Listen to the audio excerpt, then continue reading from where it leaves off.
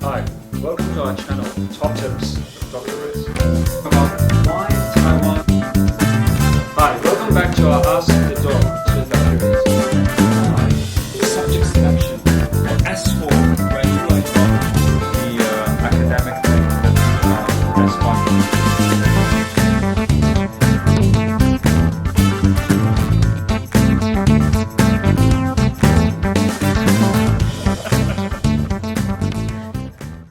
Hi, welcome back to our channel, Top Tips with Dr. Riz, Ask The Doc, bit 30.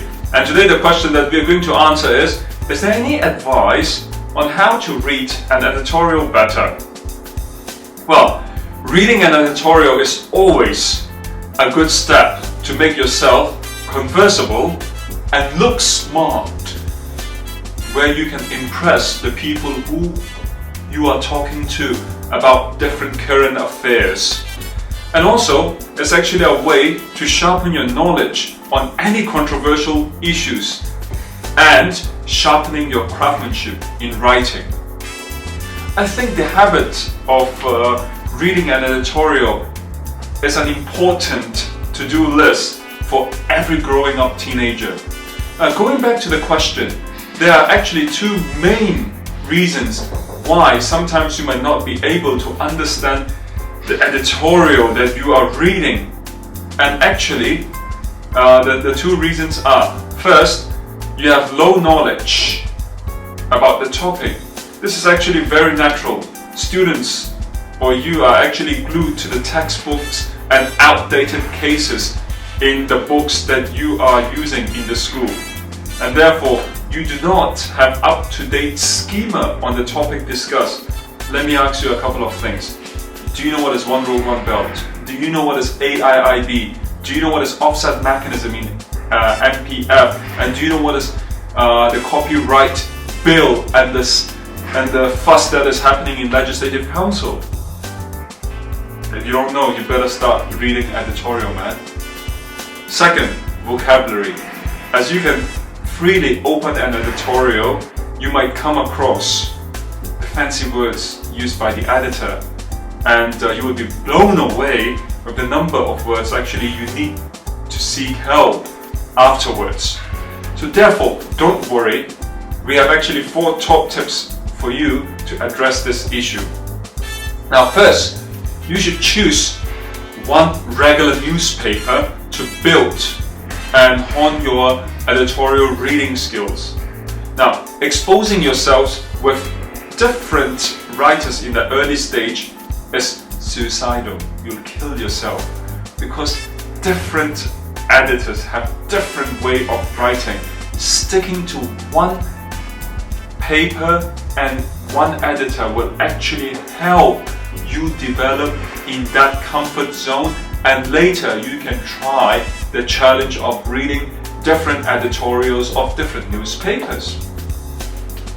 And therefore, I would suggest in the context of Hong Kong, you can read South China Morning Post and Standard. These 2 editorials would actually help you to survive.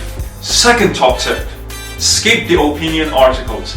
Editorials are actually shorter and it's less likely you would get lost if you are a lazy person to keep yourself updated with current affairs. And it's also a good way to get started and reload yourself after having some editorial reading breaks.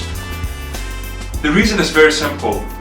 Actually, opinion articles are written by different authors and their opinion might be different, and you might have difficulties in understanding them, and therefore sticking to editorial piece is always a good start. Once you have mastered those skills, then you go to opinion articles. Top tip number 3, read the background. Now, the Standard has 1 editorial every day, while the SCMP has 2 editorials every day. It's always a good practice to take note of the references made in the article. And if you happen to have no clue, go and ask your best friend, Google, to fully understand what that topic is. What is AIIB? Google it up. what is one road, one belt, Google it up, so on and so forth. And this will actually help build your schema on the sidelines. Top tip number 4. Now, jot down any difficult words or concepts. Don't stop reading and jump to the search process. Rather, write it down and then go back to it after you finish understanding the article and find out where you don't understand. The reason is very simple. If you do not have an encounter of 6 to 7 times to a vocabulary, you will never ever actually remember that word, and you will never ever use that word. So why not develop this secretarial habit when you read the editorial? Now remember, no pain, no gain. I myself has gone through this, and actually I find it very useful. So why not you try it, and you will see the results in your English, in your liberal studies, and other electives that you are taking. Until then, please subscribe, like, and share our channel. Thank you.